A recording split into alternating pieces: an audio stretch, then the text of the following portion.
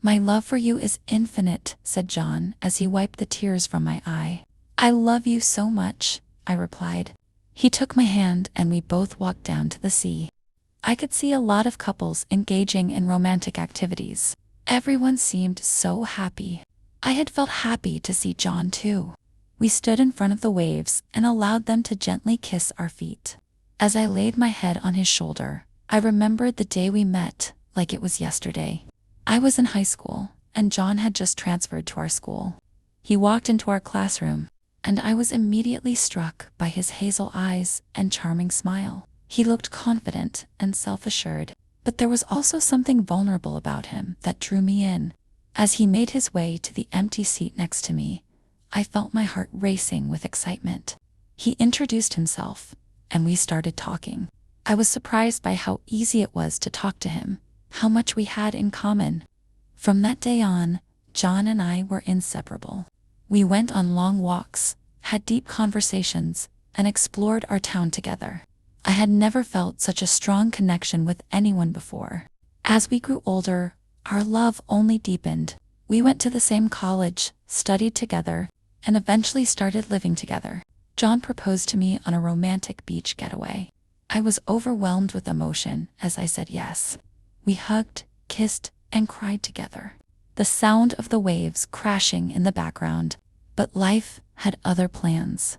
That same night, after I had left John alone on the beach to get us another bottle of champagne, he was involved in a tragic accident.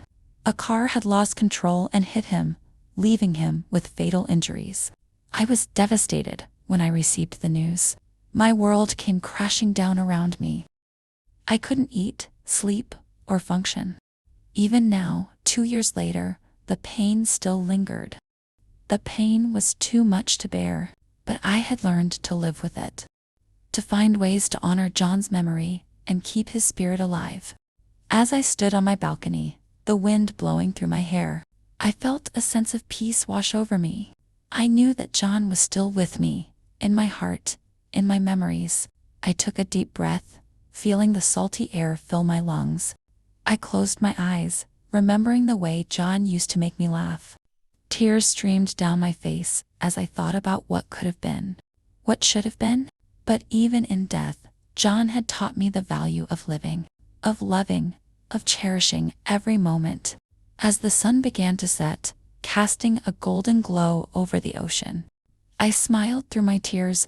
I knew that John was smiling with me, wherever he was.